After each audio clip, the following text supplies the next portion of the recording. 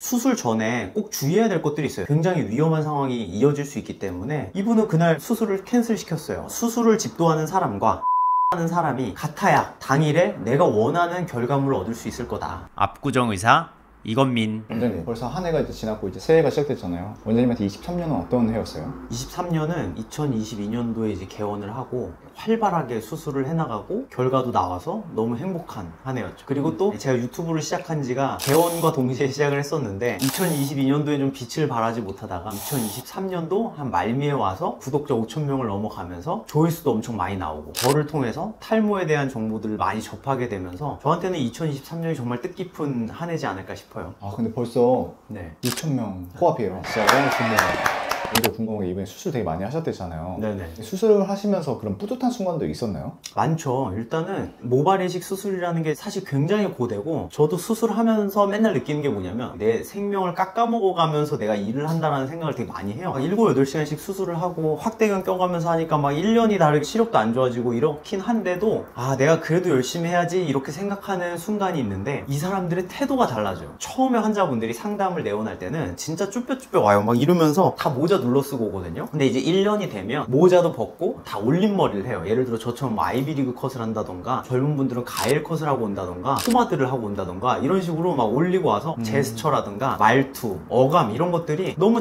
자신만만해져가지고 그런 걸 볼 때 되게 뿌듯해요. 아 원장님 저 굉장히 좋아졌고 주변 사람들한테 너무 좋은 평들을 많이 듣는다 이런 얘기를 굉장히 자신감 있게 해요. 그리고 이제 요즘에는 이제 또 하나의 즐거움이 뭐냐면 환자분들이 내원하셔서 저 유튜브 보고 왔어요 하면은 그게 이렇게 기분이 좋더라고요. 유튜브를 하는 이유는 모발 이식과 탈모 치료를 해나가면서 조금 잘못된 상식들도 많고 일부 병원에서는 좀 잘못된 이런 방식으로 치료하는 곳도 많은데 그런 것들을 제가 다 잡아줄 수 있고 환자분들이 와서 정확한 지식을 알아가고 이런 것들을 하는 데 있어서 유튜브가 굉장히 큰 도움이 된다고 생각을 하고 있거든요. 근데 또 그걸 보고 와서 저한테 구독자다 이렇게 얘기를 하시면 굉장히 기분이 좋더라고요. 그리고 저희가 남성 전문으로 하기도 하고 주로 남자들이 많이 시청을 하다 보니까 남자분들 특징이 구독을 잘 안 눌러요. 구독과 좋아요를 잘 해주시면 저한테도 굉장히 큰 도움이 되니까 꼭 좀 해주세요. 너무 감사합니다. 저 궁금한 게 이 모발 이식 수술이라는 것도 재수술이라는 것도 하나요? 재수술 많죠. 저는 모발 이식은 한 번으로 끝내자가 제 신조고 저희 병원의 목표예요. 근데 다른 병원에서 수술하고 나서 조금 실망스러워서 다시 와서 재수술을 받는 경우가 꽤 있어요. 재수술로 오는 이유들이 어떤 거가 있을까요? 보통은 디자인이 별로여서 10년 전만 해도요 외국에서 모발 이식이 처음에 오다 보니까 교과서도 미국 교과서거든요. 근데 미국인들은 두상 특징이 M자 디자인이 잘 어울려요. 한국인도 M자처럼 디자인을 해서 이식을 한 경우가 많이 있었어요. 10년 전만 해도. 근데 요즘 환자분들은 올림머리가 안 되면 만족을 못해요. 그래서 10년 전에 이제 수술을 하셨던 분들은 듬성듬성 체어만 놓는 정도로만 수술을 해놨기 때문에 요즘 스타일 가일컷이라든가 포마드라든가 뭐 올림머리 같은 걸 하기에는 적합하지가 않단 말이에요. 밀도가 떨어지니까 밀도 보강을 하러 재수술하러 오시죠. 그리고 또 디자인이 기기괴괴한 경우가 있어요. 한쪽을 너무 올려서 이식을 했다던가 대칭은 어느 정도는 맞춰줘야 되는데 그런 거 없이 하는 경우. 그래서 제가 오늘은 이런 상황들을 피하기 위해서 몇 가지 병원을 고르실 때 고려해야 될 사항들을 좀 말씀을 드리도록 하겠습니다.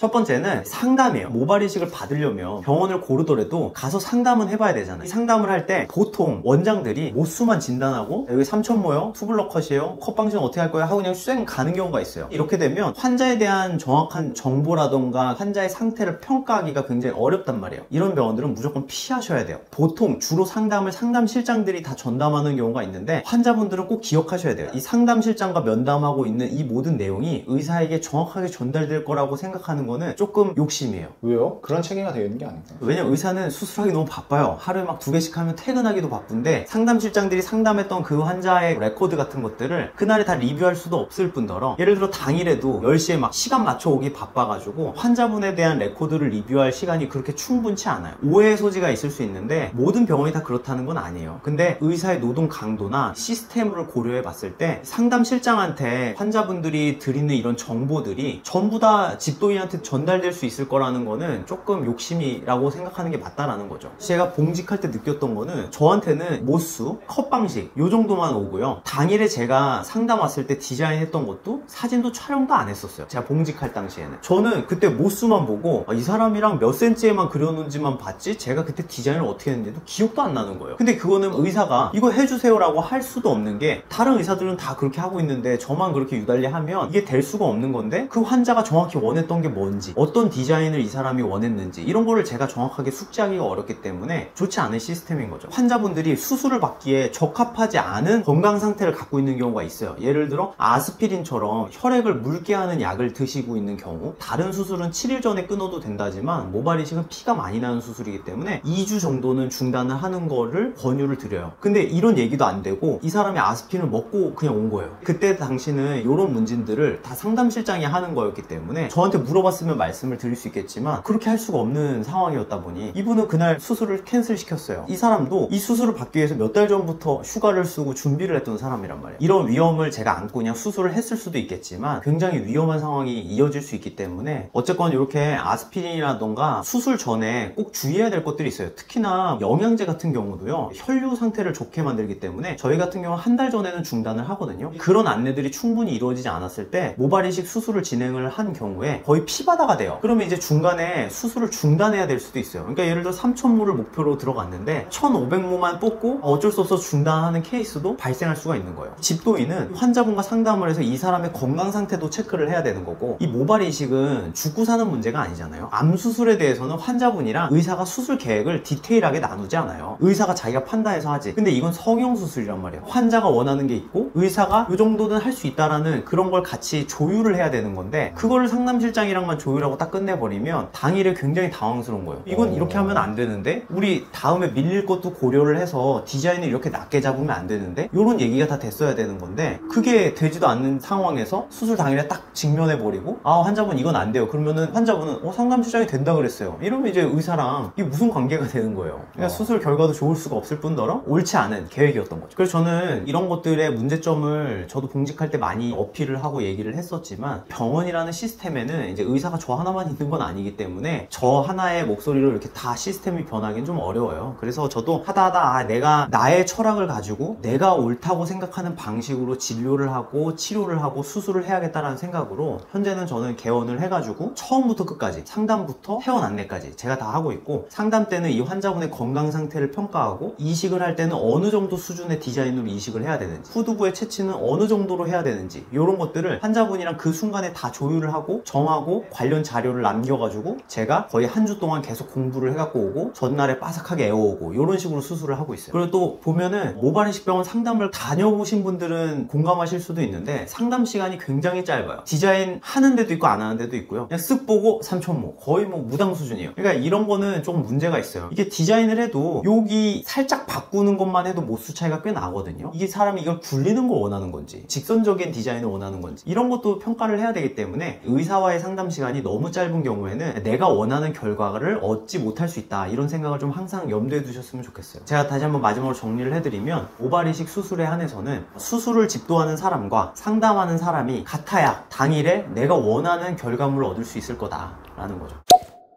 그리고 두 번째는 가격입니다. 가격이 진짜 중요하죠. 왜냐면 모발 이식이 한두 푼 하는 것도 아니고 비싸요, 다른 수술보다는. 그것도 이해가 되는 게, 보통 쌍꺼풀이나 다른 성형수술 같은 경우는 의사 한 분의 어시스트도 그렇게 많이 들어가진 않고 수술 시간 자체도 한두 시간 정도로 짧은데, 모발 이식은 기본이 7시간이에요. 좀 길어지면 8시간, 9시간까지 간단 말이에요. 스텝도 보통 5명에서 6명이 들어가요. 그러다 보니 비용은 당연히 올라갈 수밖에 없는 건데, 8시간씩 수술을 해야 되면 의사들이 느끼는 육체 노동 강도가 상당하다라는 건데, 요즘에 인스타그램이나 유튜브 같은 데서 막 50% 할인 광고를 많이 보게 돼요. 심지어 7, 80%까지도 봐요. 원래 수술 가격에 80%를 할인된 가격으로 하면 도대체 얼마에 수술한다는 건지 감이 잘 안 오긴 하지만, 자본주의 시대잖아요. 저렴한데 효과가 좋은 게 있을까요? 기술이 발달해서 되지 않을까요? 아직까지 모발 이식은 간의 수공 같은 수술 방식으로 하고 있어요. 의사가 하나 뽑고 하나 심고, 하나 뽑고 하나 심고, 공장 자동화를 이뤄낼 수 없는 분야란 말이에요, 아직까지는. 근데 무리하게 싸다면은 이유가 있는 거예요. 좀 적은 모수를 심는다던가 듬성듬성 적게 뽑고 적게 심고, 어디선가에는 좀 손해보는 게 있기 때문에 저는 적정 금액을 좀 맞춰서 상담을 받으시는 게 좀 좋다, 이렇게 말씀을 드리고 싶고요. 근데 그 적정 금액이 그럼 얼마예요? 이거는 솔직히 너무 안 알려져서 너무 모르겠어요. M자가 좀 있으면 3,000모를 가장 많이 하게 되거든요. 비절개를 기준으로 했을 때는 보통 600에서 1,000만 원 사이는 적합한 거예요. 업계 평균이라고 말씀드리면 좋을 것 같아요. 엄청 비싸네요. 그래서 제가 아까 비싸니까 상담 때부터 가격, 후기 모든 걸 다 점검해가지고 아 여기선 내 머리를 잘 심어줄 수 있을 것 같다 라는 곳에서 해야 된다는 거예요. 싸지 않기 때문에. 생각보다 비싸구나. 그럼 이제 절개는 얼마인지? 전 아쉽게도 비절개만 하고는 있지만 봉직할 때는 절개도 같이 했기 때문에 절개는 비절개보다는 비용이 좀 저렴하다고 보시면 돼요. 3,000모를 기준으로 했을 때는 400에서 800 정도를 보면 될 것 같아요. 확실히 좀 싸네요. 왜냐면 절개는 모수가 아무리 많아도 떼는 데는 30분이에요. 심는 거는 사실 별로 안 어렵거든요. 비절개 채취가 힘든 거예요. 그래서 원장님은 좀 어려운 거 하시는 거군요. 제가 주로 남자 수술만 하잖아요. 여자분들 같은 경우 머리가 길다 보니까 절개를 좀 더 선호해요. 그리고 절개가 확실히 여자는 좀 나은 편이에요. 남자보다 이 밀도가 좀 떨어져요. 뒤통수 밀도가. 그래서 절개를 떼는 게 오히려 나아요. 왜냐면 비절개로 하게 되면 너무 넓은 영역을 뽑아야 되기 때문에 뒤통수가 휑해질 수 있는 부작용도 있을 수 있고, 남자들은 후두부 밀도가 좋은데 머리가 짧아요. 그런데 절개를 해버리면 절개선이 이만큼이 난단 말이에요. 좀 윗조명이 있는 곳에 가면 이 절개선이 프랑켄슈타인처럼 비쳐요. 제가 절개를 많이 해봐도 그렇게 만족하는 분들이 많지 않아가지고 비용이 조금 저렴할 뿐, 비절개 같은 경우는 사실 짧은 머리를 해도 괜찮거든요. 그래서 남자분들은 저는 좀 절개가 필요한 경우가 그렇게 많지 않다 이렇게 생각해요.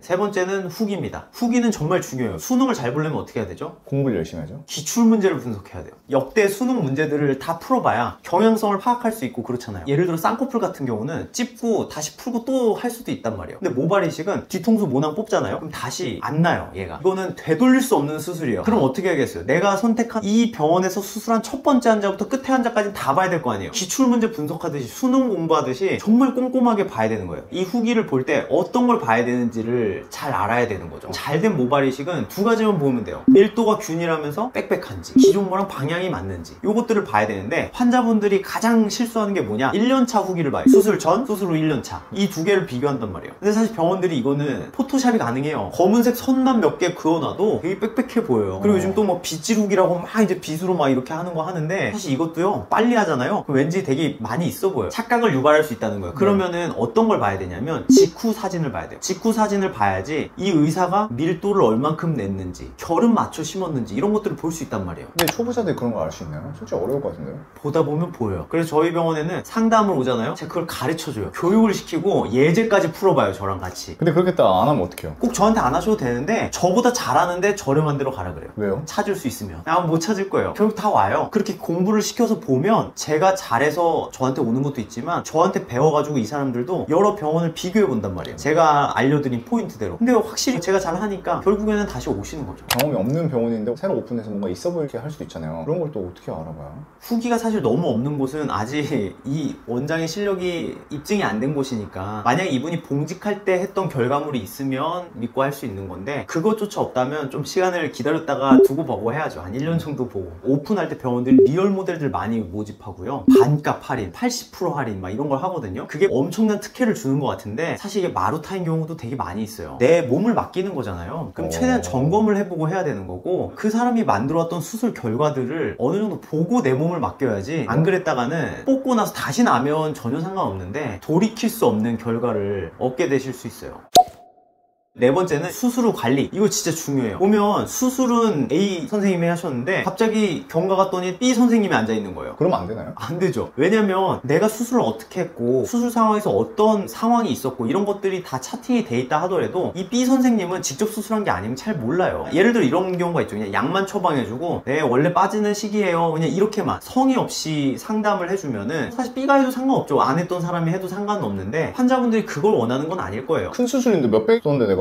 그쵸. 지금 나한테 맞는, 내 상황에 맞는, 내가 왜 이런 상황을 겪고 있고, 지금 중요하게 생각해야 되는 건 뭐고, 앞으로 해야 될 건 뭔지, 어떤 거에 좀 더 신경을 써야 되는지, 이런 것들을 알려줘야 된단 말이에요. 그러니까 당연히 수술한 사람이 그건 상담하는 게 맞죠. 수술하고 1년 뒤에 오라는 병원이 있어요. 잘된 모발 이식은 더 이상 얼굴 볼 필요 없어요, 1년 뒤에 오세요, 이런 경우가 있다고요. 사후 관리라는 게 있잖아요. 관리도 되게 중요해요. 저는 환자분들을 1주차, 2주차, 4주차, 5개월, 10개월, 15개월 이렇게 봐요. 저도 바쁜 사람이에요. 저희 수술 원하는 환자도 너무 많고, 상담 원하는 환자도 너무 많고, 근데 꼭 시기 맞춰서 봐요. 왜 그러냐면 그 시기별로 해줘야 되는 것들이 있어요. 이 시기별로 그 숙제를 제가 내드리고 숙제 검사를 해야 더 좋은 결과를 얻을 수가 있어요. 의사 입장에서는 수술만 하고 외래 환자들 안 오면 더 좋거든요. 상담 더 많이 받을 수 있고, 수술도 더 많이 할 수 있고. 정말 힘들더라도 제가 지금 정한 이 시기에는 모발 이식이 완성되기까지 꼭 필요한 숙제들이 나와야 될 시기들이란 말이에요. 그때는 항상 환자들을 불러가지고 아니면 만약 못 오시게 되면 전화라도 드려서라도 그때별로 숙제를 내고 숙제 검사를 하고 이렇게 하고 있어요.